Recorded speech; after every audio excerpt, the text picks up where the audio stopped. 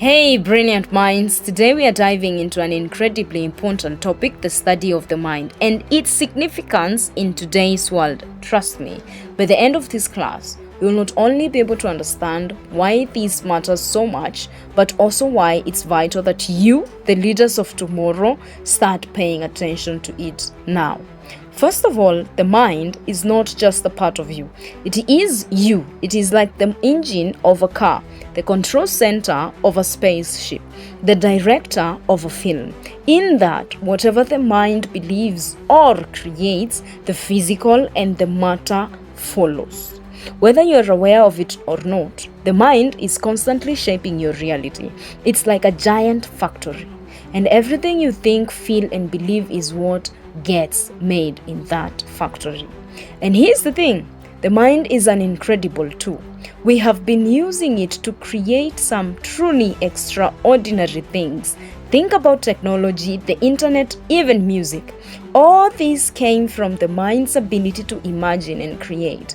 But, and here's the important part, our mind doesn't only create good things. In fact, we have been using it for both positive and negative creations for years. The problem is, for so many years, we have been creating a lot of negativity, such as wars, distractions, hatred, division, distrust, and chaos. We have built an entire world based on fear, scarcity, and competition. And that's why our planet seems to be crying out for help.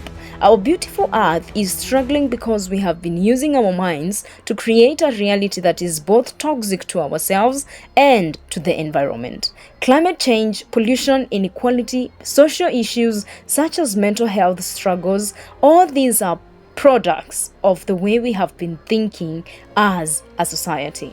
Now, here's the twist. We can reverse it. I mean, we have been so good at creating the negative. In like manner, the truth is, we have the same power to create positive things. Yes, you heard me. Positivity, healing, stability, abundance, compassion, kindness. All these things are within our creative grasps. And that's what we need. We need to educate ourselves and others through soul education about how to use the mind to build a world that reflects our highest potential and not only our lowest fears and insecurities. When we understand how the mind works, we can transform negative thinking into positive action. You see, it's not just about thinking positive thoughts for a few seconds during the day. It's about waking up to the fact that our minds are incredibly powerful, so powerful that they literally create our lives and our world. The thoughts we think, the beliefs we hold, the stories we tell ourselves, they create our reality. And if we change those thoughts and beliefs, we can start creating a completely new world. Now let's talk about Africa for a moment. I know many of you are nodding because you know exactly what I mean. Africa is a continent that is rich in resources, history, and culture. But for too long, we have been trapped in an illusion. We have been told that we are helpless, poor, and powerless. When the truth is that Africa has always been a land of abundance and power. But the thing is, this isn't just Africa's problem. This is a global issue. And Africa, as the cradle of civilization, has an enormous role to play. The world is waiting for Africa to wake up to its true potential.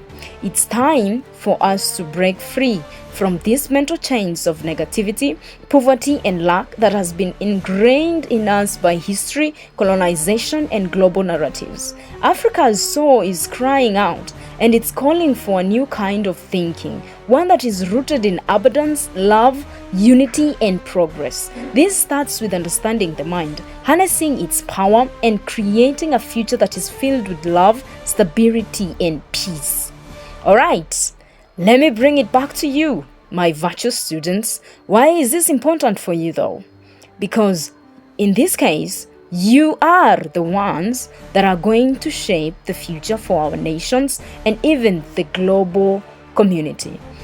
Whether you are in Africa or elsewhere in the world, You have an incredible power within you. You have the ability to change the course of history and all it stands for, and it all starts with your mind. Ask yourself, what do you want to create? What kind of a world do you want to live in?